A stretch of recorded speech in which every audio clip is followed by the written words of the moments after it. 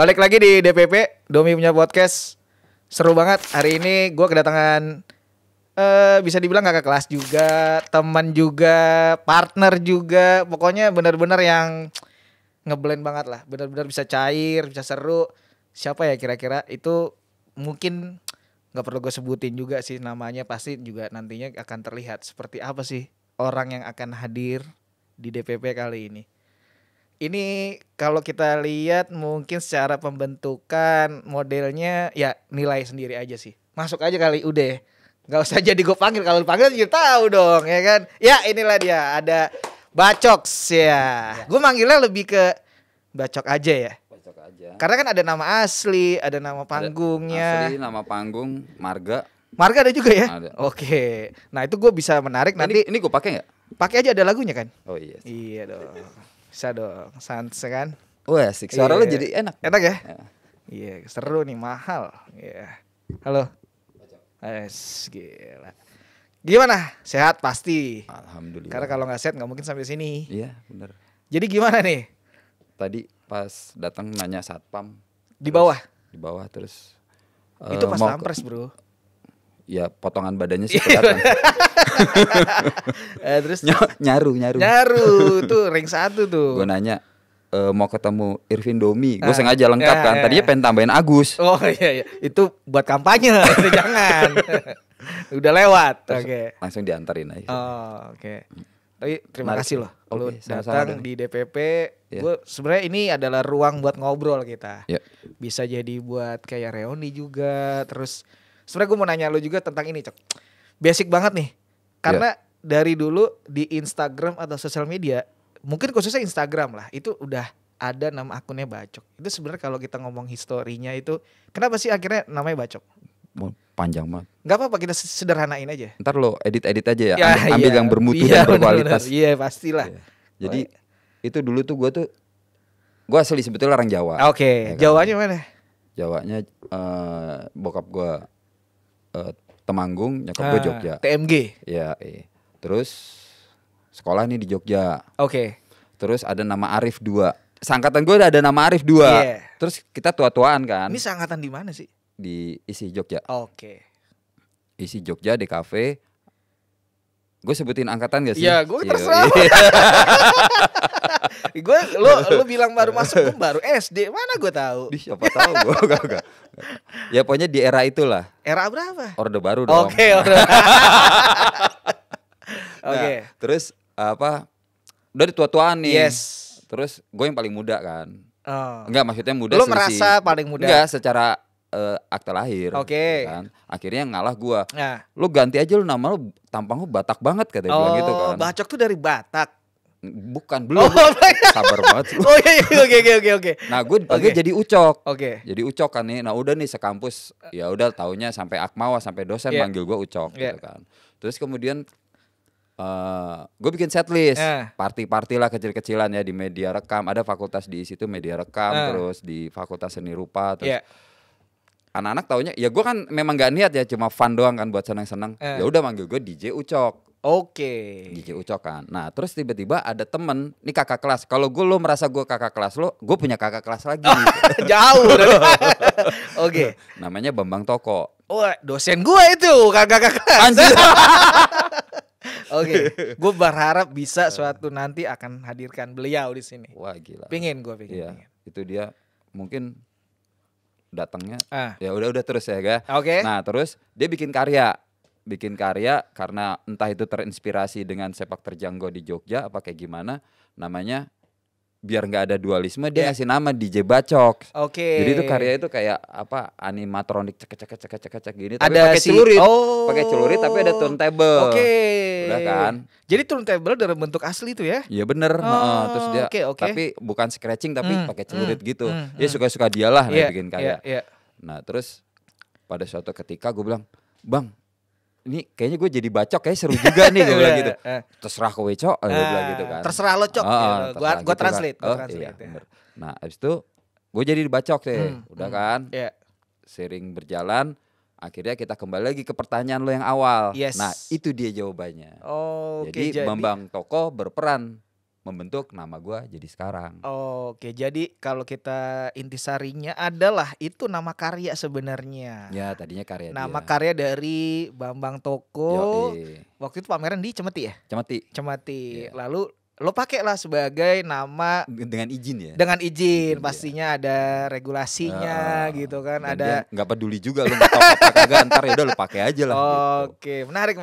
Nah, ketika dari situ lo memang waktu itu kan lo di kafe. Nah, itu desain komunikasi visual. Yoi.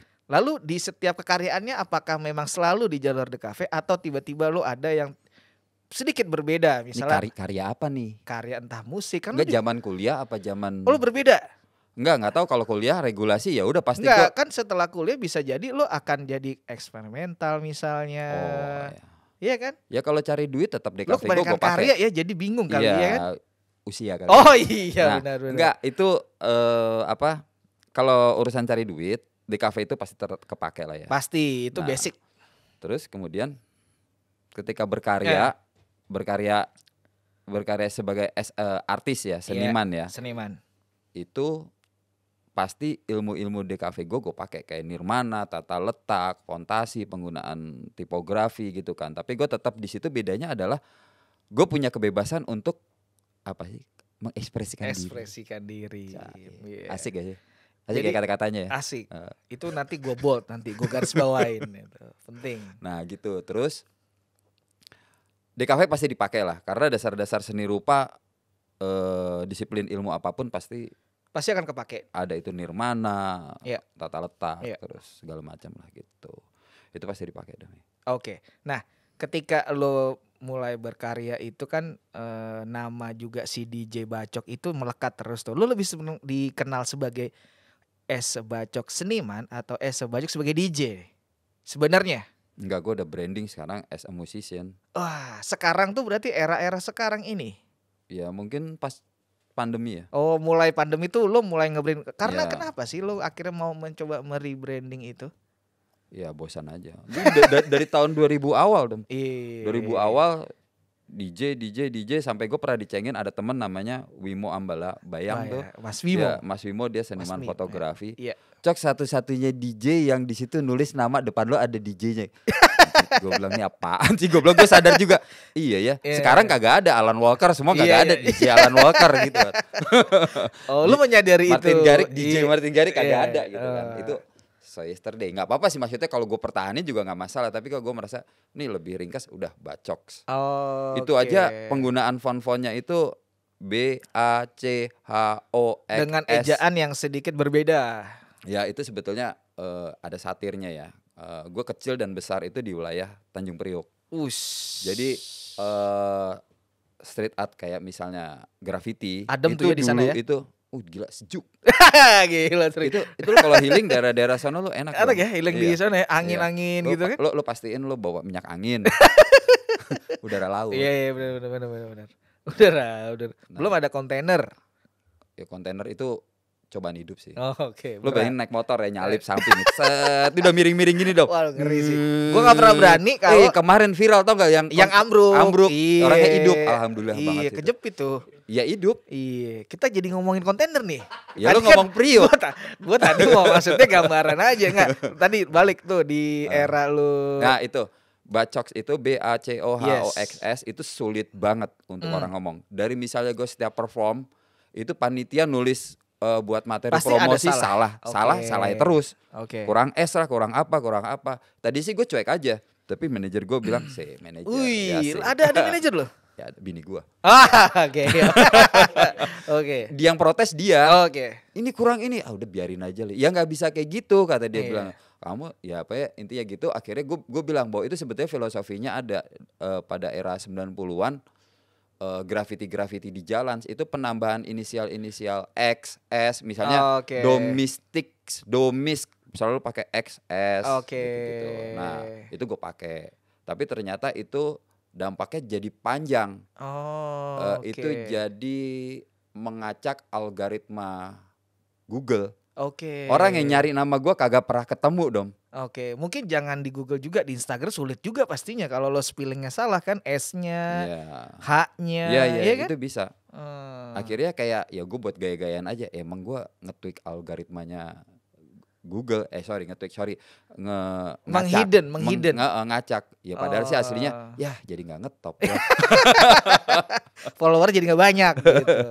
Ya gitulah. Oh, jadi lu mencoba untuk kayak waktu itu. Tapi sekarang DJ sekarang emang kadang suka pakai karakter-karakter yang ajaib. Ada tuh apa? Gue lupa tuh ada. Di luar atau di Indonesia? Ya di luar kebanyakan. Jadi misalnya dia pakai inisialnya $, atau pakai apa? Tahu nggak sih Mas? Itu ada penyanyi apa? $. R&B. Kesha. Ya, itu kan juga itu. Mending gue interview dia deh kalau gitu di sini. Dia ngerti dia. Pangku. Oke. Ya, dia S-nya $. Ya. Iya. Oke. Terus? Ya apa lu nanya apa? terus. Jadi kita ngomongin Kesha tadi gimana? Iya. Kan gue ngomongin lu tadi pinginnya. Nah itu jadi bacok itu filosofinya itu arahnya memang ke situ. Oh, oke. Ya tapi itu bener ya kalau itu ya gue enggak. Iya, gue kan juga pernah dapat info bahwa itu ceritanya seperti ini gue tahu gitu kan. Karena memang lu juga pingin itu berbeda pinginnya. Tapi sayang sekali Gen Z tidak menyukai itu, friend. Jadi nggak bisa masalahnya. Dia baru ngetik B-A. Udah males ribet gitu kan. Nah, lo berarti kalau gue lihat juga di beberapa akun-akun sosial media ya, kayak misalnya ternyata di SoundCloud juga ada nama lo. Iya itu apa? Nah itu materi baru ya. Coba ceritain sedikit dong yang Plastika tadi tuh. Ada yang baru. Karena materi lagu kan lo juga selain lo tadi berkarya di bidang kayak visual, grafis, ternyata lo ada juga bikin musik. Ya itu. Ya kembali lagi. Lu kayak bingung nih jawabnya, kenapa nih? Pengen diplomatis biar keren. Ya nggak usah lah. Ini lu cair aja udah biar santai. Enggak ini apa? Ini perjalanan musik atau perjalanan berkesenian nanti dalam gue akan visual. relate karena gue akan membahasnya ketika nanti akan pameran yang kemarin di CAG. Ini akan menyambung nih. Oh iya. Gue udah atur nih. Oke. Gue doang yang tahu. Jadi gini nih, ngomong perjalanan musik ya. Pertama gue sebagai DJ, terus di awal tahun 2000 gue nge-remix lagu Benyamin, lagu Pancaran Sinar Petroma. Itu menurut gue sesuatu pada awal saat itu ya. Karena seperti ada teman Alex Abads atau Edi Brokoli itu waktu gue main di Park tahun 2005, mereka nanyain, "Cok lo bikin pakai apaan sih? Bikin pakai apaan?" Dan sekali itu sebetulnya bukan pertanyaan karena aplikasi udah banyak banget gitu. Di era 2005 mungkin nggak semua banyak yang paham, mungkin. Ya gitu. Pokoknya nanya gitu kan. Akhirnya ada pertanyaan itu, lo gimana sih lagunya bisa jadi kayak gitu kan. Terus udah kan, terus gue harus kerja nih. Kerja berarti gue kembali ke habitat bekerja sebagai pegawai. Gue pernah gue cerita aja gak sih? Iya cerita aja ya, gue kan ngundang lu buat bercerita. Oh iya lupa gue. Lu mau nyanyi? Enggak, gue gantian nanya lu. Jangan dong, ntar sesi lain. Ini gue ngadepin sini dong ya? Boleh. Gue gak bisa duduk di satu posisi soalnya. Iya, kan kursi itu direbutkan banyak orang. Asik. Oke. Lu, terus? Gue dulu kerja sama teman-teman seangkatan, kita bikin studio Petak Umpet. Ini gue ngomong perjalanan yang agak panjang dan gue cepetin. Gak apa-apa, ntar gue potong. Nah ini dulu seangkatan kita bikin studio, awalnya Petak Umpet, terus kemudian bikin jadi agensi di Jogja. Yes. Terus gue akhirnya hijrah ke Jakarta, gue kerja di sebuah tempat pariwisata di utara Jakarta itu, namanya Taman Impian Jaya Ancol. Oke. Nah gue sampai. Lu sempet di Ancol ya? Iya 4 tahun. Oh posisi? Bos. Gawat. Oke bos ya. Bos. Oke. Nah, itu gue resign. Kenapa? Ya apa lo kalau istilahnya apa? Toxic. Orang yang di tempat salah, wrong man, wrong place kayak gitulah istilahnya. Gue merasa gila. Cocok emang lo dia cocok. Gue nggak tahu nih, mungkin buat masukan kalau ada teman-teman yang saat itu gue ngeliat kayaknya gini. Gue di hire masuk kan. Karena di situ di sebuah perusahaan besar itu kan kita punya namanya kompetensi. Kita tuh menguasai banyak hal, general mikirnya kan. Akhirnya gue harus bisa ini. Multitasking? Enggak, kalau multitasking lo dalam satu waktu mengerjakan banyak hal. Tapi ini enggak, lo punya kemampuan banyak. Kayak gue ngurusin taman, tiba-tiba gue bikin notulensi, terus gue ngurusin taman, nyiram tanaman? Enggak lah, kan ada vendor. Gue tadi kelepasan ngomong deh. Gue rem. Bahaya. Oke.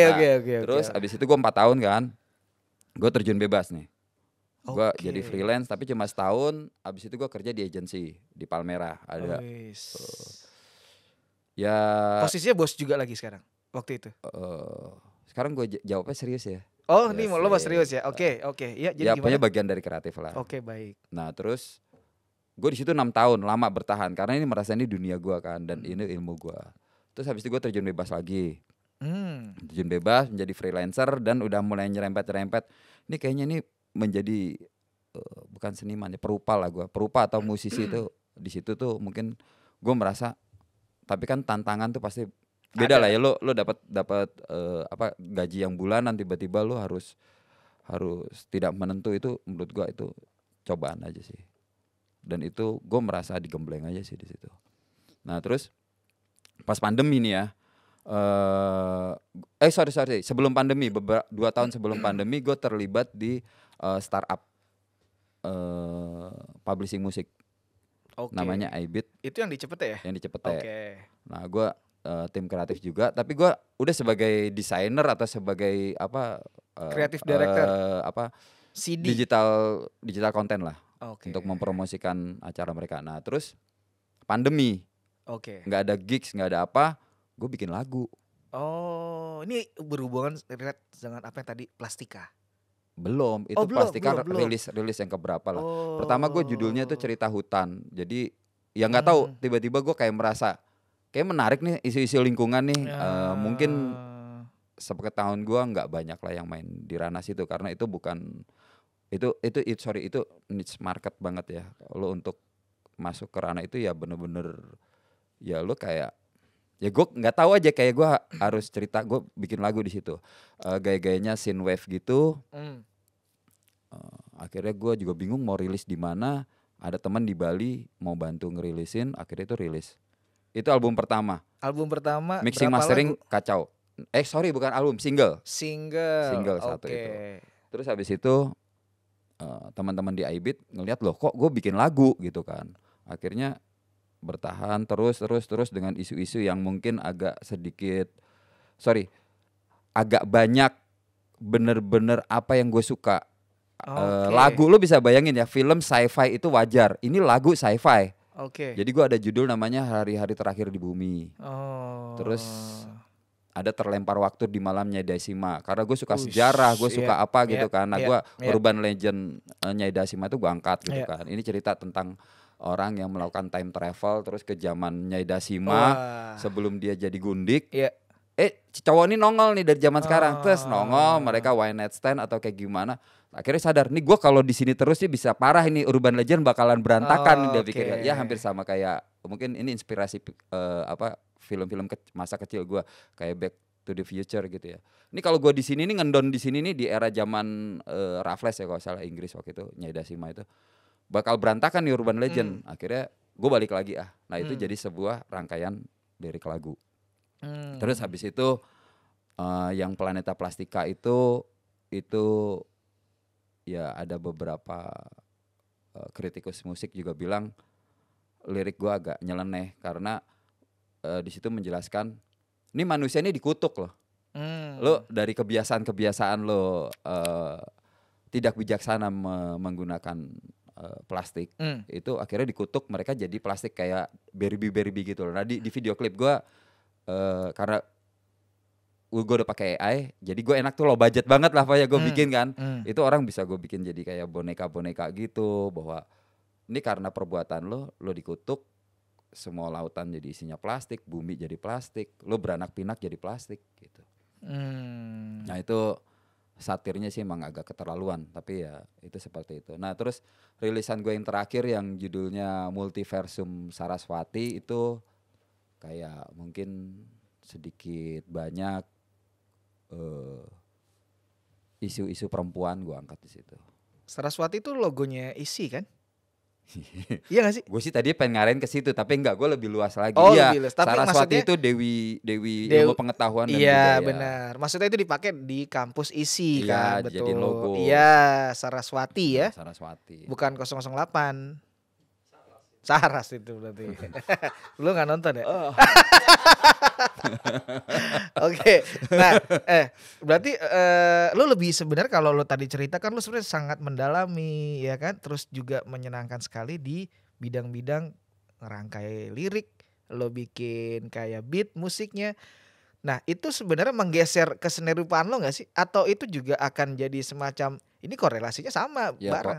Sangat korelasi. Oh, karena itu kan tidak berarti lo kayak melupakan lo tentang kesenian seni lo. rupa gitu, Iya, enggak. Itu saling berhubungan. Kayak saling misalnya berhubungan. cover art gitu ya, cover art di lagu gua. Sebetulnya gue bisa bikin sendiri gitu kan. Jadi lo semuanya bikin sendiri dong enggak. ya? Oh, Jadi enggak. gue melibatkan ada teman-teman. Jadi itu teman-teman yang gue meminta untuk membantu ini merepresentasikan dari lagu gue. Karena kalau apa-apa gue sendiri itu ya suka aja seneng, tapi itu kayak ini loh ada peranan teman-teman di situ. Iya, ini kerjasama, kolaborasi ya kan. Sudut pandang mereka, perspektifnya berbeda-beda. Melihat karya gue tuh. Siapa aja yang terlibat di produksi itu?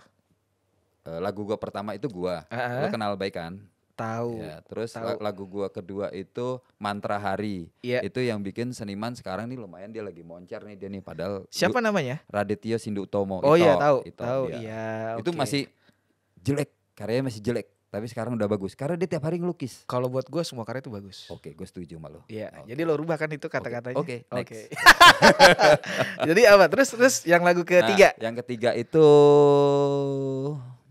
Hari-hari Terakhir di Bumi. Itu tadi ada temen gue minta bantuin, dia jago di AI. Dulu AI belum main ya? Belum populer. Itu tahun 2021. Populer tuh kalau nggak salah pandemi itu mulai, tapi tidak banyak. Itu dan masih bego. Persis, itu kayaknya bersamaan dengan adanya NFT atau boomingnya NFT. Bareng-bareng. Karena tuh saling mengakomodir kan. Persis, saling dukung-mendukung. Mendukung. Support mensupport. Iya. Gue setuju itu. Oke. Terus apa lagi? Gue sampai mana tadi? Yang soal lagu. Nah lagu itu yang bikin. Terus lagu ketiga Hari-hari Terakhir di Bumi, karena gue deadline harus tayang lagunya. Itu semua di platform apa? Ya semua digital platform. Spotify ada. iBeat ada. Bukan, itu digital platform itu publishing. Publisher. Oke. Spotify, Deezer, YouTube Music. Ya pokoknya semua kalau nyari Instagram aja lu ngetik gue keluar buat jadi lagu gitu. Tajir dong lo. Itu showcase. Gue suka nih kayak gini-gini nih. Jadi artinya lo bikin lagu sekarang ini gimana rasanya ketika semua orang pada tahu bahwa lo bisa bikin lagu dan enak lagunya? Entah dari mana enak. Ya kan gue dengerin tadi. Gimana? Gue kan tahu tadi. Maksudnya itu jadi hal yang tadi kan lo bilang di awal, gue tuh sangat menghafal tuh kayak kata-kata lo soal kritikus musik. Dia bilang bahwa dia menemukan hal yang berbeda di musik lo. Iya kan? Iya. Berarti ada value lebih tuh di antara musisi lain tuh. Ya value lebih sih iya. Cuma maksud gue kadang tuh ada pertentangan batin Mas Domi. Jadi antara gue membuat lagu yang disenangi banyak orang atau lagu yang hanya gue senangi sendiri. Jawabannya adalah? Ya lagu yang gue senangin sendiri. Oke. Jadi udah tahu dampaknya tuh ya. Ya karena ketika orang suka itu berarti mengapresiasi atau paham atau memang dia suka dengan genre gue, elektronik, atau ya kalau nggak suka itu kan pilihan monggo. Enaknya zaman sekarang tuh kan beda ya sama zaman label-label zaman dulu ya. Zaman label dulu kan kalau bisa memang menghasilkan secara finansial, popularitas segala macam. Tapi ini ya gue murni ya karena gue suka aja, nggak ada tendensi lain-lainnya. Dan dampak dari kesukaan secara pribadi itu adalah ya memang mahal. Itu mahal. Maksud gue idealisme itu mahal banget. Mahal dalam artian kalau lo mau sedikit menurunkan ego, kan kita audiens itu akan makin luas. Itu gue tahu kata-kata itu. Dari halo. Ya dapat nasihat gue dari Om Leo. Dari Om Leo ya. Om Leo ngomong gitu itu memang penting dan itu terjadi kalau kita benar-benar kalau mau mendengarkan itu diturunkan sedikit. Diturunkan tapi kita punya misi yang sama. Iya. Jadi dan lo sudah mulai mencobanya belum? Gue mencoba dalam notasi. Oke. Jadi kalau kayak Beatles ya. Iya. Beatles itu di album awal itu dia menggunakan chord notasi sederhana. Dia mulai eksperimen tuh pas season Lonely Heart Club Band. Dia udah mulai eksperimen. Revolver dia udah eksperimen. Jadi lu dapatkan audiens, mereka suka sama lo. Setelah itu lu bereksperimen. Jadi idealnya seperti itu. Jadi gue di lagu-lagu gue sebetulnya notasinya itu C F G A B C F G A B itu C D E F G itu notasi sederhana kayak lagu-lagu Melayu pada umumnya. Lagu-lagu Melayu pada umumnya. Justru sebenarnya itu sesuatu yang itu bagian strategi aja. Iya, maksudnya easy listening. Iya, easy listening. Bener-bener basic ya. Orang senang sama notasinya, sama nadanya, tapi gue ada pesan-pesan yang pengen gue sampaikan di situ. Iya. Nah, dampaknya adalah dari idealis ini senyap. Kagak. Gue sih gue diemin tadi. Gue tadi mau gue ituin tuh, tapi ya udah nggak apa-apa. Gue diundang untuk acara Music for Declares. Itu jadi gerakan. Kapan ini? 1 Juli besok. Nice. Jadi ini sebetulnya udah batch kedua. Gue kecolongan dalam tanda kutip adalah karena sangat gue antusias, harusnya gue ikut tahun lalu, tapi karena kesibukan lo? Kagak, karena skip aja. Gue nggak tahu. Akhirnya gue tahu ada batch kedua. Boleh minum? Boleh lah, itu kan dipakai. Minum, silakan. Enggak, ntar aja. Ya oke. Nah, di batch pertama itu ada musisi bara suara. Itu batch Navikula. Pertama perdana atau sebelumnya ada lagi? Oh, itu perdana. Jadi di mereka, tahun lalu ya? Tahun lalu mereka annual berarti. Tadinya pengen seperti, memang harus gitu. Jadi setiap 1 tahun 1 kali. Satu tahun 1 kali. Iya, ada apa? Festival. Bukan, itu ada roadnya. Jadi yang pertama itu kita workshop. Oke. Ada rangkaiannya. Ada rangkaiannya. Jadi kita pengenalan terhadap isu-isu iklim. Terus habis itu kita workshop bikin karya musik. Terus habis itu kita akan bikin kompilasi. Terus terakhirnya itu akan ada gigs. Tahun lalu di Jogja. Ini sebetulnya workshop ini di Bali, tapi teman-teman itu bikin gigsnya di Jogja. Nah, untuk yang ini belum tahu, tapi musisi-musisi yang tahun lalu itu Bara Suara, Indah dan Reza, terus siapa? Untuk yang dan lo akan terlibat di tahun sekarang ini. Yang batch kedua. Gitu. Berapa musisi atau ada seniman juga di situ? Masih sebatas musisi dulu. Baru musisi. Jadi ini katanya sih ceritanya gini. Music for Declares itu kan jargonnya slogannya itu adalah No Music for Dead Planet. Oke. Gitu kan. Nah, ini sebetulnya gerakan ini sudah dilakukan di Eropa. Oke. Jadi waktu itu ada sorry kalau salah ya, mungkin gak bisa apa-apa, dikoreksi sama teman-teman semua. Itu dari U2, terus Fatboy Slim, dari British Council Award, British Award. Enggak, musik juga. Itu mereka bilang ini Asia Tenggara kok nggak ada gerakan ini, padahal kan itu yang dampak paling terlihat kan di Asia ya. Yeah. Nah, terus akhirnya yaitu teman-teman yang di Bali tahun lalu membuat gerakan itu, terus kemudian ini yang batch kedua. Semoga sih harusnya ini terus berjalan ya, dari musisi-musisi yang menyuarakan mengenai perubahan iklim gitu. Oke. Itu ada proses seleksi dong yang di festival musik itu yang terlibat? Ya, seleksi. Ada beberapa orang yang memang jadi mungkin kurasi gitu? Ada itu, kuratornya gitu. Siapa kalau boleh tahu? Boleh tahu nggak? Robi Navikula. Oke. Iya, itu dia. Mas Robi. Ya. Robi sama teman kita. Siapa? Farid Stevi. Dari festivalis ya, Jenny. Oke. Gitu. Jadi tahun ini Mas Farid dan Mas Robi yang mungkin ya, aku nggak tahu. Soalnya panitia yang mengundangmu siapa? Dari pihak panitia namanya Iklim. Apa gitu, ada kepanjangannya. Iklim Change itu bukan? Bukan, ini Music for Declares. Tapi Iklim itu kalau nggak salah ininya. Yayasannya ya? Iya, yayasannya. Oke. Gitu. Menarik. Oh, berarti lu ini ya benar-benar mempersiapkan nanti ini. Karena bentar lagi nih 1 Juli. Lu butuh kru gak? Butuh lah. Bisa gue? Iya. Ya, oke. Berapa orang? Gue hitung dulu. Lama lo. Kagak lah, gue tetap sendiri. Kalau misalnya gue as a band mungkin. Emang lo diundang sebagai penampil, workshop? Ya sebagai musisi. Akan workshop juga di sana? Enggak. Ya workshop kita bareng-bareng. Bareng-bareng karena setiap tahun isu perubahan iklim itu selalu berubah dan bukan menjadi lebih baik. Ini warning maksud gua. Lu liat kamera kalau ngomong gitu, kasih tahu. Nah, coba lagi. Enggak ngomongnya. Bukan gerakannya. Iya. Ngomongnya. Tadi apa? Itu penting loh buat gue tadi itu bahwa setiap tahun iklim berubah. Gimana tadi kalimatnya menarik tuh? Setiap tahun iklim ngomong itu selalu setiap nah. tahun iklim itu berubah dan tidak menjadi lebih baik. Wah, ini sangat perlu diperhatikan. Iya. Ya kan? Dan juga disebarluaskan ya. Supaya kita lebih aware. Ya, dan yang gue lebih semangat ya dalam artian positif. Sosial media itu sangat mendukung perubahan-perubahan kayak gitu. Jadi kalau kayak ada beberapa teman-teman yang melakukan pergerakan itu sekarang jauh lebih terlihat. Tapi intinya adalah bahwa perubahan iklim ini udah bukan bener-bener wacana, tapi ini bener-bener terjadi gitu ya. Kayak anomali-anomali El Nino, La Nina itu sekarang bentrokannya. Jadi kayak musim itu udah nggak teratur. Betul. Kayak misalnya kita harusnya musim kemarau ternyata hujan. Yang harusnya musim hujan ternyata kemarau. Gitu. Jadi kalau kita ngeliat isu-isu sampah, penggunaan plastik atau segala macam itu sih bagian dari perbuatan. Tapi dampak langsung itu emang udah benar-benar terasa. Terutama gue yang tinggal di daerah pesisir ya. Kalau di rumah gue selalu buka baju karena itu banget ya. Gila dong itu. Meskipun ada namanya teknologi AC. Iya, tapi gue menghemat listrik.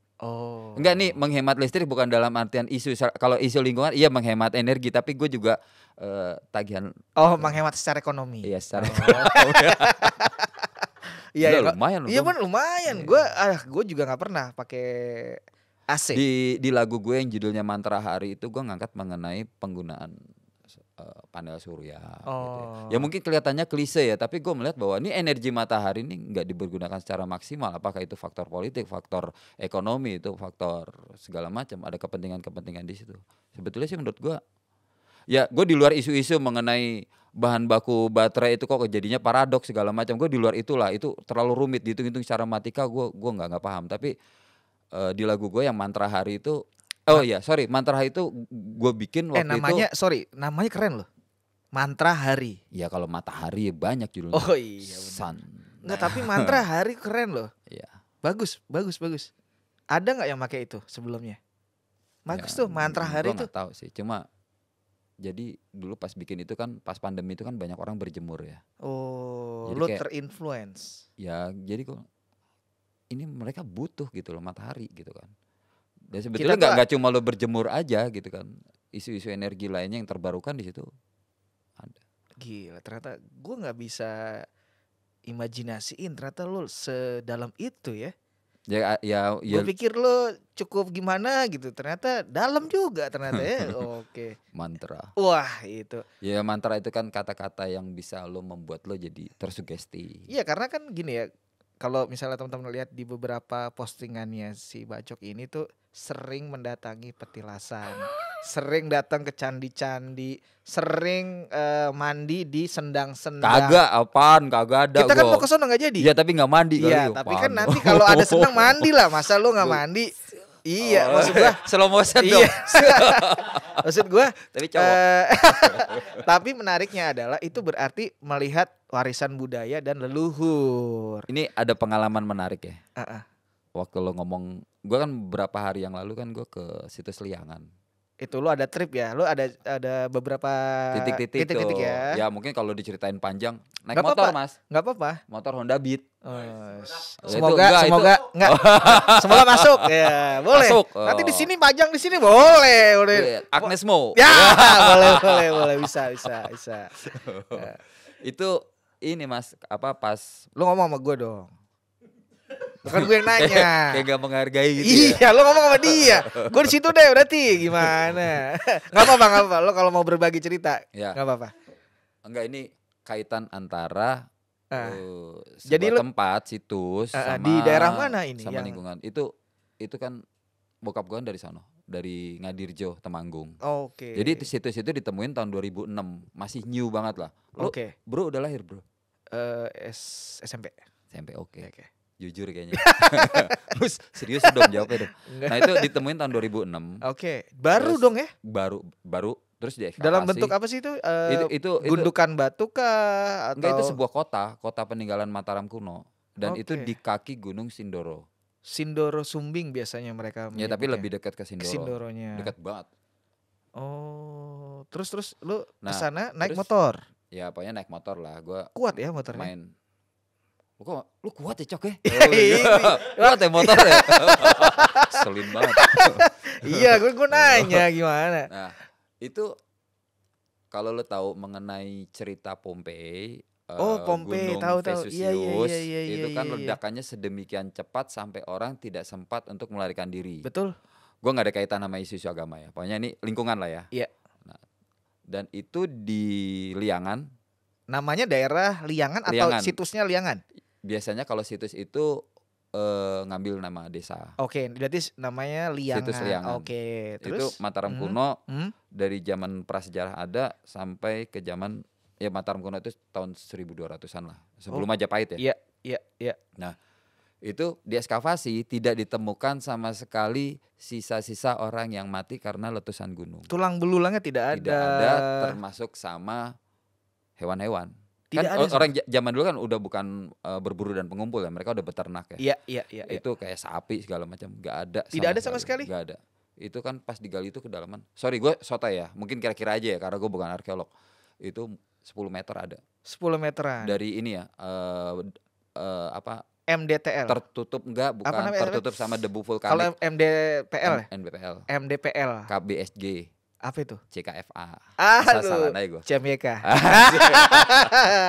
Oke, terus. Nah itu nggak ditemukan sama sekali. Itu berarti ada kaitannya bahwa ini gue ya, sotoya juga ya. Itu ada dialog antara alam sama manusia. Sorry bro, gue mau meletus nih. Lo minggir aja dulu. Memberikan sinyal kesempatan untuk pindah. Padahal di situ itu peradaban Liangan itu kalau yang gue tahu kemarin ya pas gue ke sono itu ada beberapa tingkatan endapan vulkanik. Setiap habis ledakan ditempatin lagi baru.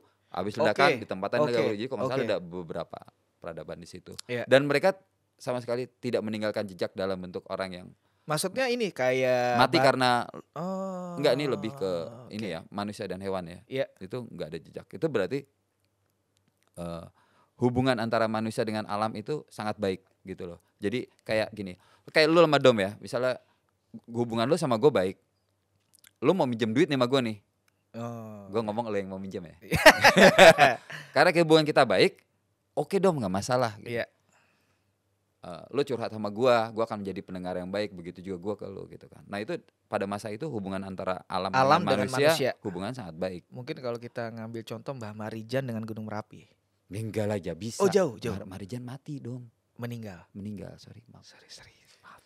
Enggak, ini soalnya dia meninggal. Dia meninggal. Jadi lo kayak Mbah Marijan enggak ini nih mau Merapi. Jangan. Bukan. Mbah Marijan itu memberikan sinyal ya ketika dia mendengarkan dari Merapi untuk warganya segera turun. Oh, yang itu iya. Tapi kan dia meninggal mati juga dong.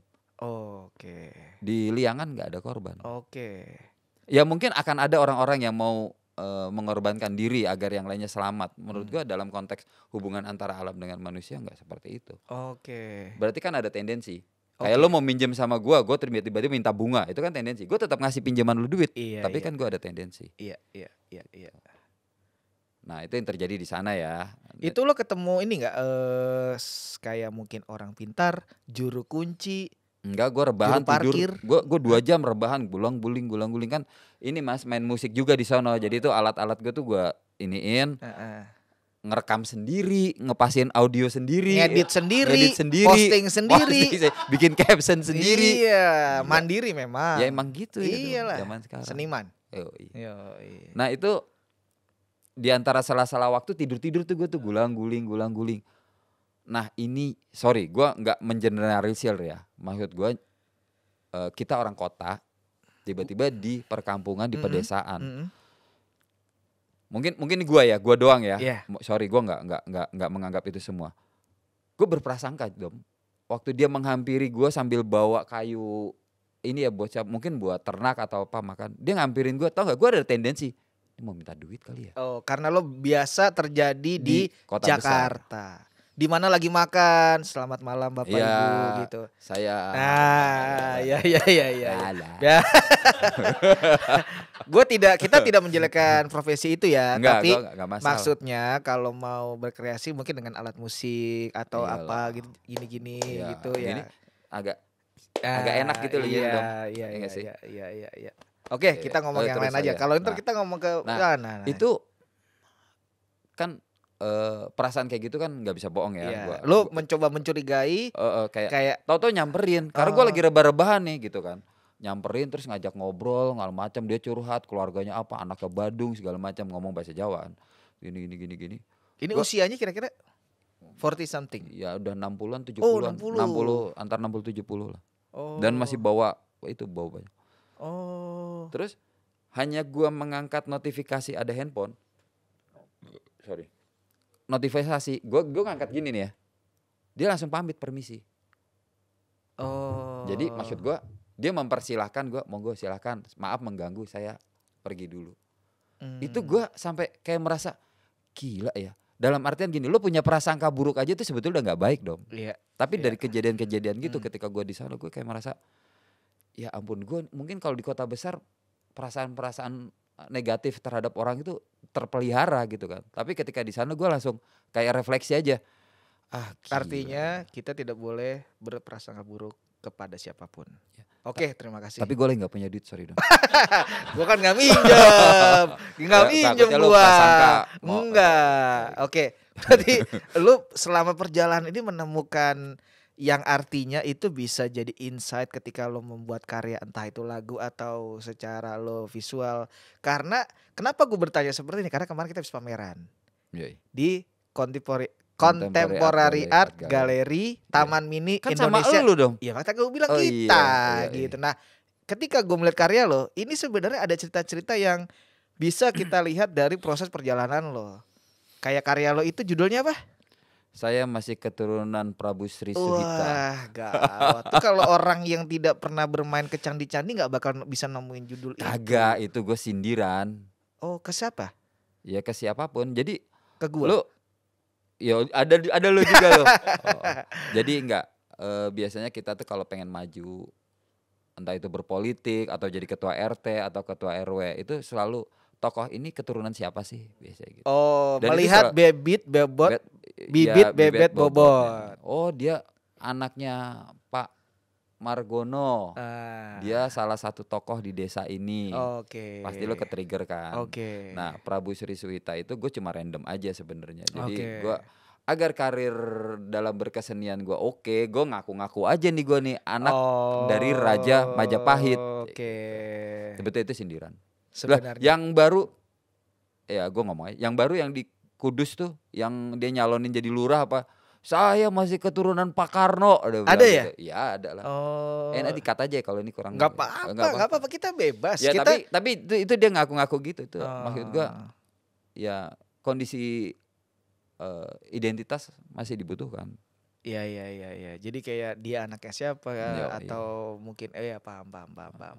Berarti itu bisa dibilang tadi yang pertanyaan gue tentang apa yang lo visit, apa yang lo datangin itu benar-benar menjadi bahan ya, atau kayak ini jadi sebuah karya, referensi. Karena cerita-cerita lo gue baca tuh deskripsinya, karena kepanjangan jadi males gitu bacanya. Panjang banget. Tapi seru, gue baca. Ini kayaknya benar-benar orang yang memang mengerti tentang ya leluhur, tentang kebudayaan. Ya tapi itu gitu. kan sebetulnya udah diterapin dari zaman dulu. Ya monggo aja terserah. Kan kaitannya kan. Enggak, maksud gue enggak masalah seperti itu. Cuman perjalanan itu kalau orang Jawa bilang laku ya. Laku. Melaku atau laku? Laku ya kayak puasa. Lu puasa Ramadan ya itu laku. Senin Kamis lu laku. Lu wawancara gua itu laku. Insya Allah laku. Beda Amin. arti itu ya. Beda. Laku. Oke, beda arti. Kalau pengen ilmiah, setiap perjalanan itu dicatat kan. oh gue dapat inspirasi apa nih gini. Tapi ada kalau dalam istilah laku itu bukan dari konteks ilmiah tapi agak kejawen nih betul gue ngomong gini. Tapi betul bukan, enggak gue lebih gini. Ini yang denger juga seneng loh. Apapun itu dirasain. Oke. Bukan dicatat. Dicatat itu mungkin biar tidak lupa. Tapi kalau perasa yang perjalanan yang lo alamin kayak tadi gue pengalaman ketemu bapak-bapak itu tiba-tiba gue secara spiritual kok jadi kayak tersentuh gitu kan. Yeah. Nah, itu kan rasa. Oke. Jadi ya monggo rasa itu nanti diimplementasikan jadi ya rasa yang pernah ada. Ingat rasanya. Gak tahu deh gue. Oke. Dipanjangin lagi udah. Oke, berarti gue sih sebenarnya kalau kayak ngeliat lo itu menariknya adalah lo itu tetap kayak ngomongin tentang kelokalan, kebudayaan, leluhur, dan itu sangat menarik buat dikulik. Lo outputnya jadi musik, outputnya jadi beat, lagu, lalu ada kekaryaan. Lo kan juga yang karya lo DCAG itu kan perpaduan AI, digital, ilmu diskom lo, ilmu The Cafe lo kepake, musiknya ada. Jadi gue melihat emang akhirnya lo semua memakai elemen-elemen yang lo lakuin, yang lo tadi visit ke misal petilasan, lo pakai secara sumbernya, ada inspirasi, wah ada ini kayak gitu, menarik juga loh ya, pinter ya ternyata ya. Pinter. Gue lucu kayak gue bilang anak gue gini, pinter deh kamu ya, gue kayak jadi kayak gitu tuh. Wah pinter. Pinter bohong. Ya enggak, itu sebetulnya ada temen namanya Agung Frigi pernah mengkritik gue kan. Pernah dia mengkritik lo? Iya, waktu itu gue posting di Instagram mengenai seorang putri akhir kejayaan Majapahit. Ini runtuhnya ya waktu diserang sama Raden Patah. Dia melarikan diri ke Boyolali.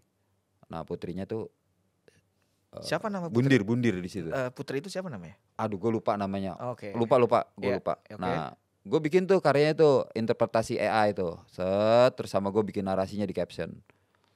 Masuk tuh direct message DM. Bung Frigi langsung. Cok, kue laku, jalanin. Bukan cuma ini terus gua gambleh gitu. Maksudnya dia tidak paham. Itu lo nggak akan ngerasakan. Gue cuma tahu ceritanya tapi gue nggak ngerasain.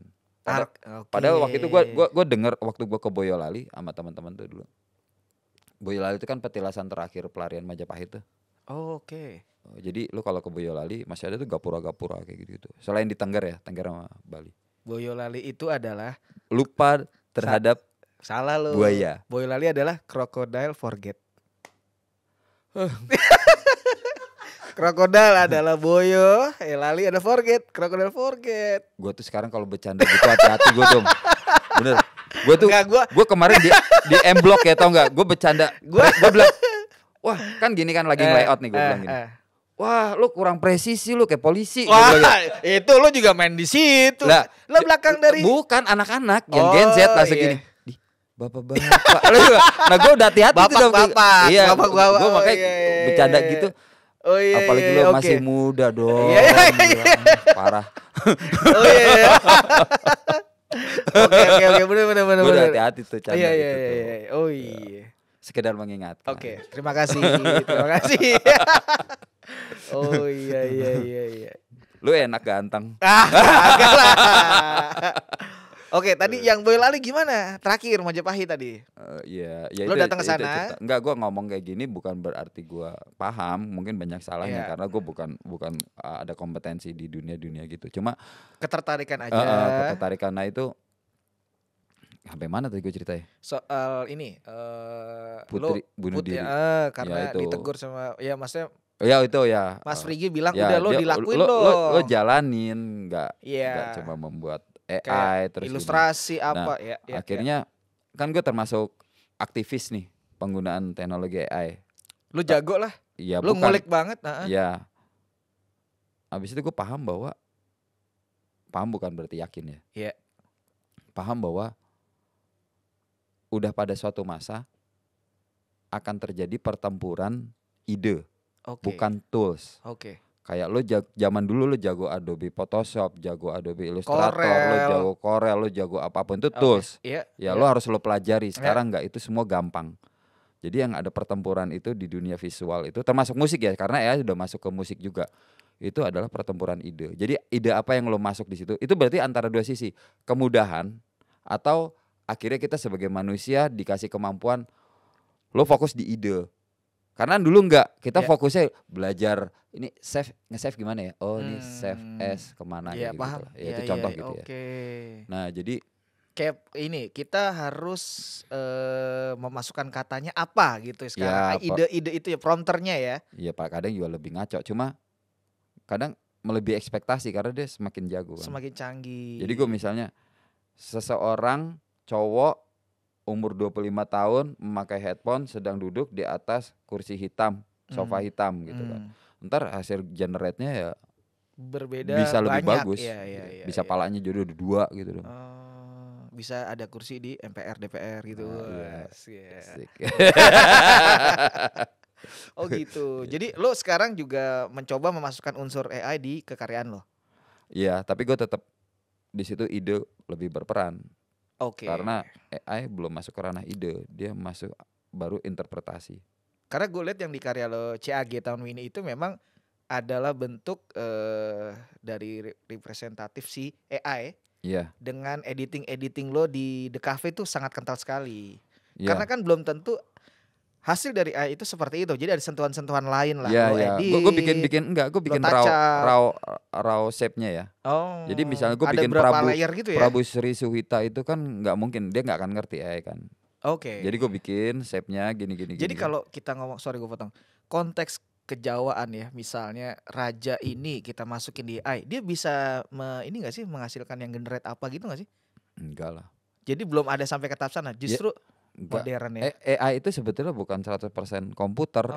Itu ada artis-artisnya. Gue ada temen, dia kerjanya itu untuk nyuapin big data servernya AI. Jadi lo gambar ini, karakter ini, terus lo fotografi, lo moto ini nanti dikumpul di sana, udah nggak ada royalti segala macam. Udah komitmen bahwa karya lo ini akan dijadikan big datanya AI gitu kan. Jadi enggak, misal lo tau ada gambar cewek cakep gitu kan. Ini gila, ini kayak orang bener, padahal itu sebetulnya ada orangnya. Termasuk ilustrasi, termasuk apa itu ada. Jadi itu dikumpulin tuh dalam sebuah big data. Terus ketika lo manggil lewat prompt, yang lo inginkan keluar. Iya, karena banyak juga sebagian orang yang masih melihat atau berpikirnya bahwa itu komputer yang memang apa istilahnya sama representasi dari prompt itu. Enggak, sebetulnya itu udah ada semua. Database sampai lo misalnya gini, dia secara default kalau lo gini ngasih prompt cewek cakep pakai baju ungu gitu ya. Yang pertama di generate itu pasti bule. Kecuali lo cewek cakep Melayu. Ini yang keluar biasanya ya Asia Tenggara, Indochina gitu loh. Cindo. Oke. Oh gitu ya. Jadi penting tuh ya memasukkan kata itu ya. Jadi benar-benar dikuliknya di situ sekarang. Di situ. Jadi sebetulnya kalau bilang AI gampang ya enggak juga. Enggak juga sebenarnya. Gue beberapa kali gue coba. Banyak meleset. Iya benar. Dan juga ini sih enggak sempurna banget hasilnya, harus tetap ditacap lagi, diedit lagi gitu kan. Apalagi naruh muka lo di situ. Aduh. Bisa tuh ya. Gue gak tahu di Instagram kalau naruh muka gue yang komen menghina banyak banget. Commentable maksudnya. Iyalah, karena seru. Seru ya. Seru. Enggak kayak aslinya. Gitu. Iya, wah ini apaan nih gitu kan. Nah, menarik sih tapi gitu. Menarik. Banyak kayak yang didegradasi oleh AI itu banyak. Misalnya lo gini, Domi ya, ini muka lo bener ya. Terus lo harus pakai jas, lo harus pakai dasi, harus dalam kondisi seperti apa. Dulu lo harus ada prop, sekarang udah enggak. Jadi kayak misalnya kan kalau mau foto harus ada si green screen gitu ya. Kita bisa ganti, kita lagi foto di liburan kemana gitu bisa ya? Iya. Ya masukin promnya backgroundnya apa gitu. Bisa tuh Bang, berapa tuh Bang kayak gitu Bang? Sama lo gocap. 50.000. Oke. Tapi lo harus pasangan ya Dom ya. Iya kan? Enggak boleh sendiri belum itu dia belum. Oke. Nih gue sebenarnya tuh kalau ngobrol sama lo jadi pertanyaan gue jadi kemana-mana sebenarnya, asli. Kita ntar depan ngopi saset aja. Kasih lagi ya gitu ya. Gue jadi kemana-mana. Gue sebenarnya banyak mau obrolan kan. Nanti nextnya kita bisa ngobrol. Tapi gue sebelum nantinya kita mau berakhir tuh ya, gue mau nanya, lu sekarang ini berarti lagi mempersiapkan tadi yang gue dengar itu yang di Bali. Yang terdekat juga kita akan ke Jogja kan Cok ya? Ya ada teman punya galeri mau pembukaan. Itu nanti akan gue bawa ke sini juga, namanya Mbak Leni. Dia lagi preparing satu space. Ya ampun lo mau boleh nih, gila itu. Di sini nanti gue mau bawain buat ngejelasin tentang si space barunya itu, ruang barunya. Legend itu. Legend banget, itu legenda. Gue dulu sih ada Astrea ya. Iya sama legenda wisata di Cibubur. Oh iya. Lu ke legenda wisata Cibubur pakai gue LRT, kalau gue LRT. Astrea legenda. Enggak gue LRT lebih cepet. LRT ya. Iya. Ya. Terus dong. Jadi itu tadi sih gue mau ngundang dia, lu malah potong, gue jadi bingung. Oh iya. Iya intinya nanti sebenarnya obrolan tadi gue pingin kayak jadi step kayak tangga Cok, sini tapi karena memang kita ngomong konteks leluhur kan nggak bisa dipotong ya Cok ya. Kita respect sama leluhur ya kan. Ya, menghormati. Banyak ini aja sih, banyak improvisasi. Iya, tapi nggak apa-apa, kita bisa ngundang lo lagi untuk part 1, part 2 ya kan nggak apa-apa. Iya. Iya kan? Lu bersedia nggak kapok kan? Asal cocok aja. Siap. Cocok waktunya, benar-benar. Cocok sama. Tapi lo terakhir lagi sibuk apa sekarang? Selain tadi yang gue sebut Bali dengan Jogja. Bali, untuk Jogja. Yang terdekat. Kan yang terdekat Jogja. Oh iya, gue mau rilis single baru. Lu Bali berangkat kapan? Hah?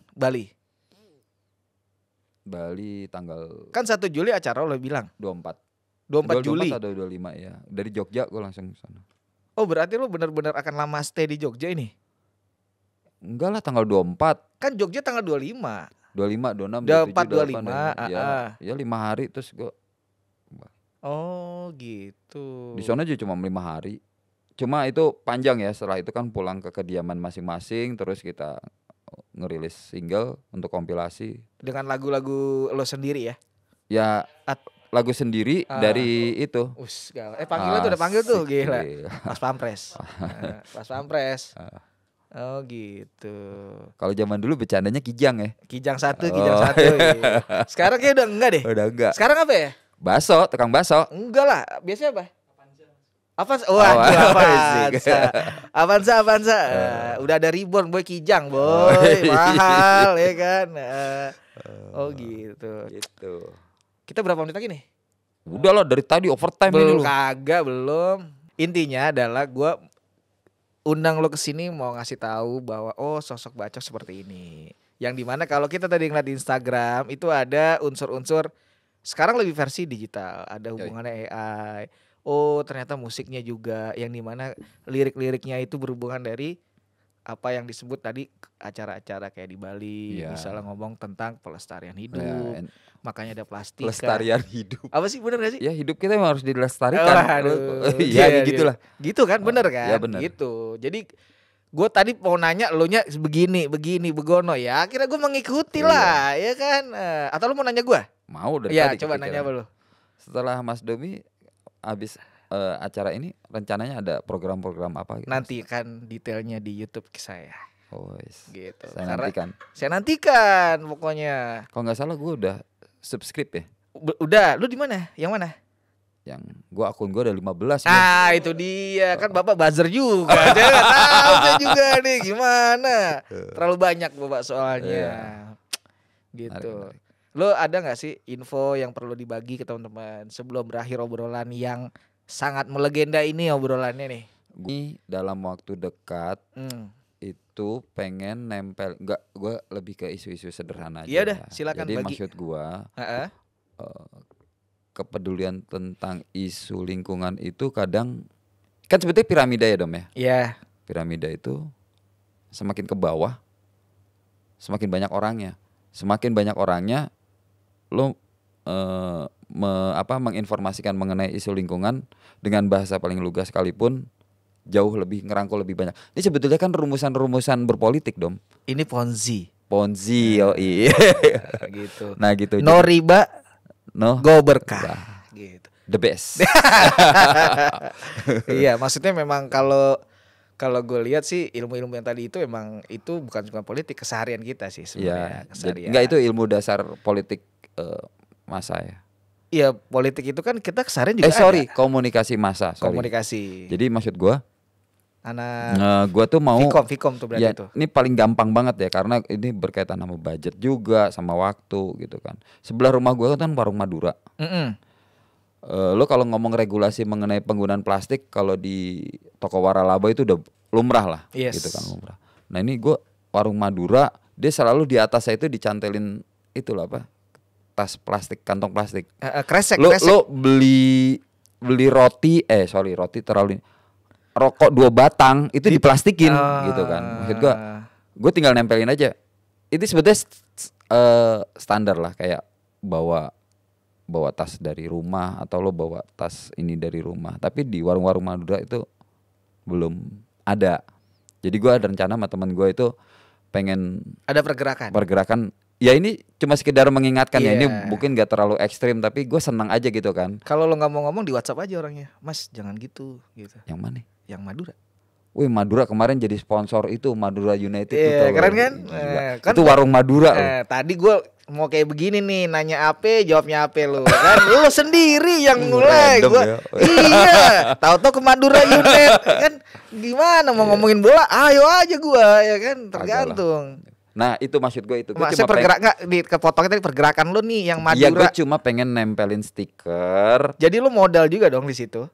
Ya apalah artinya buat lingkungan Domi. Ini yang gue suka dari inti dari obrolan itu adalah ini sebenarnya. Oke. Tergantung cara pengucapan nih kalau apalah artinya malam minggu sama apalah artinya buat lingkungan. Kalau apalah artinya malam minggu kan beda lagi tuh. Itu Bung Haji Rhoma Irama. Iya, ketahuan umurnya kan? Kagak dong, Rhoma Irama itu kayak Kurt Cobain. Lo Gen Z sekarang dengerin Nirvana. Oh iya. Jadi yang generasi sekarang dengerin Soneta Group juga nggak masalah. Soneta Group sama Athenos Pruk itu apa?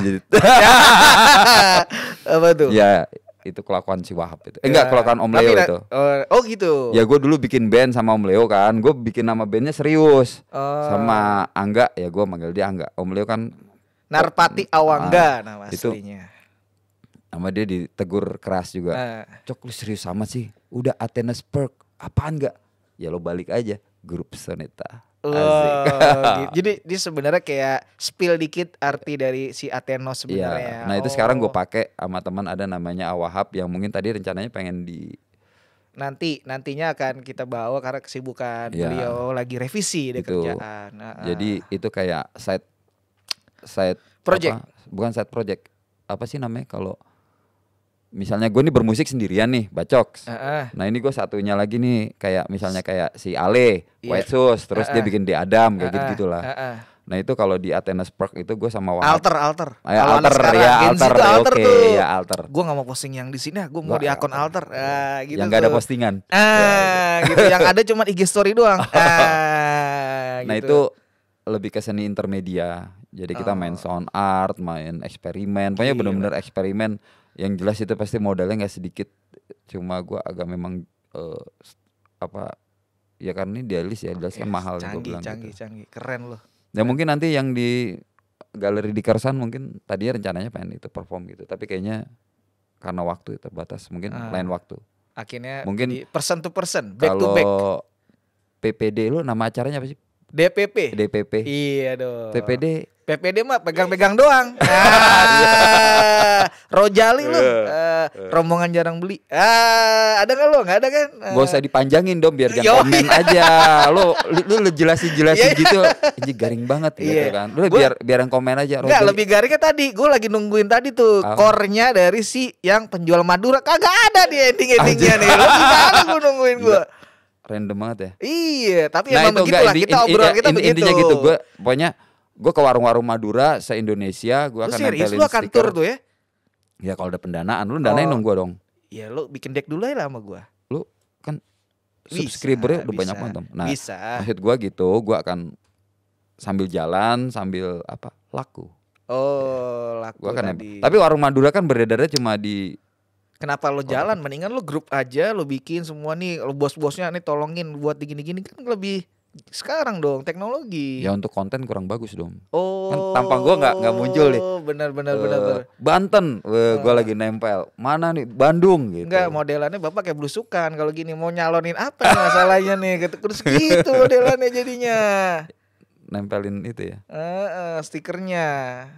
Oh jadi itu gerakan. Enggak itu gue masih baru rencana, sorry. Okay. Gue untuk sementara ini gue baru Jakarta. Enggak, soalnya obrolan ini kalau misal lo punya ide menarik bisa jadi yang ngedenger mempunyai dana lebih bau mendanai itu gitu. Bau apaan? Mendanai mau gitu. Iya. Lo pernah udah pakai headphone lo? Bau. Enggak, gue dengernya bau alam keles lo. Awal lo bilang bau. Bau mendanai lo bilang gitu tadi. Mau gue bilang udah pakai headphone. Lo lagu sih tuh, denger apa sih? Playlist. Bung Haji Romai Rama. Kagak, gue denger bau. Tanya yang lain tuh, orang gue bilang mau. Aduh. Lu 15 menit sendiri udah mau ngebahas gitu ya. Enggak nih, tapi emang beginilah, gue selalu ngobrol sama Bacok ini adalah karakter yang menarik gitu. Karena buat gue salah satu di berkesenian itu gak cuma melulu di kekaryaan, tapi bagaimana ide-ide itu juga jadi sebuah proses berkarya gitu loh ya.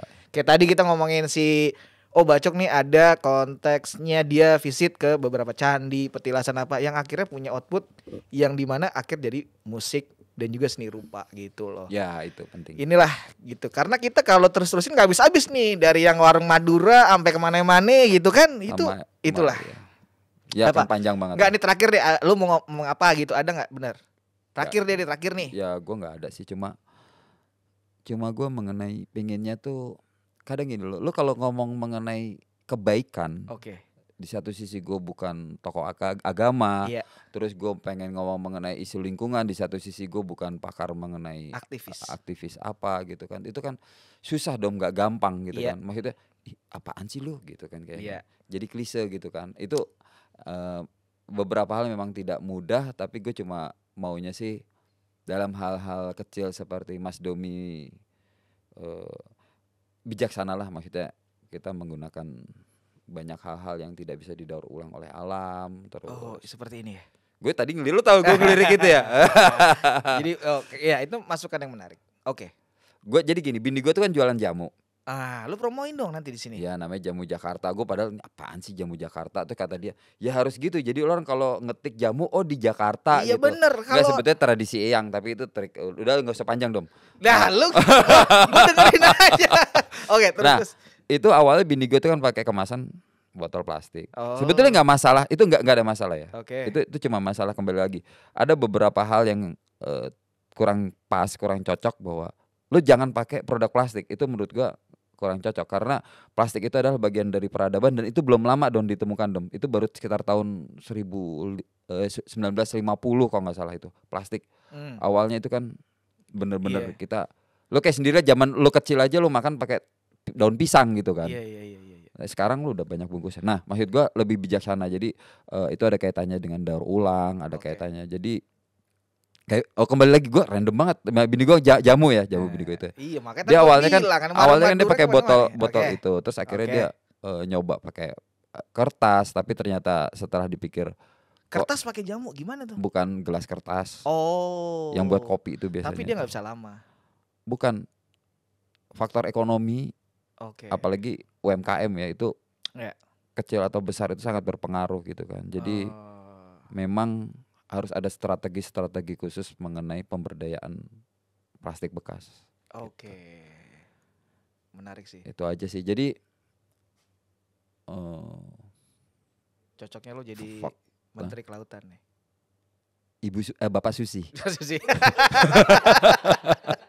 Susi Susanto. Karena kayak lo pernah dengar atau lihat yang bungkus Indomie di era tahun 90-an baru ditemukan lagi dan masih utuh. Itu kan bagian dari bagaimana akhirnya ternyata ya semua akhirnya bermuara ke laut semua dong. Itu dia. Apapun itu. Persis. Karena nggak ada proses daur ulang atau apa, semua larinya ke laut, dan itu tidak bisa didaur ulang sampai akhir zaman. Jadi pesan untuk teman-teman yang melihat ini apa? Simpel, jelas, padat. Ya belajar mencoba menggunakan energi terbarukan. Seperti apa? Ini sekarang lagi rame nih Dom, apa yang kredit sepeda listrik yang pakai boncengan bertiga, bocil-bocil. Nah itu maksud gue itu menggunakan energi terbarukan. Terus lithium. Ya Enggak, maksud gue listrik. Walaupun itu di situ ada banyak dramanya ya, bahwa ternyata sumber listrik juga dari batu bara. Batu bara proses lagi, ya. Jadi kan? Istilahnya dulu itu motor knalpotnya satu. Sekarang kendaraan listrik knalpotnya pindah sana tuh di corong besar itu. Pembangkit listrik tenaga batu bara itu. Iya, oke. Ya itu paradok kayak ini gitu. Kalau kita panjangin lagi ntar sampai ke tambang nih kita nih kayaknya nih. Jadi kayak mending kita sedikit aja udahan gitu ya. Karena lu udah menyangkutkan mau ke arah nikel, ke batu bara gitu kan, ntar lama-lama Freeport nih kan. Jadi panjang nih kita nih gitu. Oke, nih gue terima kasih banget ternyata. Tapi intinya itu apa ya gimana? Paling sederhana kehidupan sehari-hari aja gitu. Lo bawa tas lo ke. Mungkin kalau ke Indomaret atau ke beberapa warung sedia tote bag lah ya, basic ya, itu gitu ya. Taruh di motor kalau lo malas jalan kan sekarang udah gede tuh bagasinya tuh, taruh di situ. Nah kalau dia nggak bawa motor? Kan ada tuh yang bisa dilipet-lipet jadi ikat pinggang tuh. Gue tahu tuh ada tuh. Lo mau? Gue kasih ada. Cek link Shopee-nya. Tapi lo pakai ya? Iya boleh. Malu sih. Tote bag bentuk ikat pinggang. Ada tuh ya. Pride, gila. Environment nih gue nih. Menarik. Jadi di belakang ketawa. Ya gitulah. Udah kan? Udah ya, berarti ada pesannya adalah bahwa untuk keseharian. Sesederhana itu. Sesederhana kita bawa ketika nanti mau ke membeli barang gitu, sebisa mungkin kita membawa tas yang memang sudah kita punya, bahwasannya jauh dari kata plastik gitu ya. Ya itu paling sederhana banget. Sederhana banget ya. Hal-hal kecil itu akhirnya menjadi kebiasaan. Oke. Karena gue sendiri juga suka lupa. Jadi gue kalau ke Indomaret tuh beli tuh kan nggak dapet kasih bungkus plastik ya. Jadi gue bawa gini nih. So-soan banyak belinya padahal dikit gitu. Iya. Padahal beli tolak angin gitu ya. Ya gitu lah. Oke ya. Sip ya. Ada lagi gak nih? Lu mancing-mancing mulu lo. Udah dong. Oke ya. Pokoknya gue terima kasih banget. Oke, terima kasih sempetin banget. Ini sebenarnya obrolan yang bisa berkelanjutan nantinya. Karena emang ini adalah ruang di mana DPP ini sebenarnya ruang untuk berbagi pastinya. Dan juga aku pengen bahwa teman-teman bisa datang ke sini untuk bercerita yang dari seni, musik, kebudayaan dan berkesenian kayak gitu. Jadi mau ngomongin seni rupa, seni musik, apapun itu, dan juga tentang profiling teman-teman. Kayak gitu. Terima kasih banget ya. Terima kasih Bacok sudah hadir di DPP. Kali ini ke DPP ini mendatangkan sebuah cerita legenda dari Bacok. Dari sosok seniman dan musisi. Terima kasih.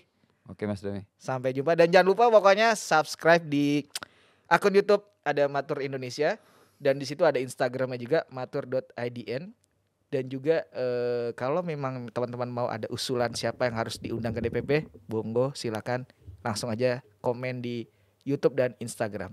Terima kasih. Sampai jumpa.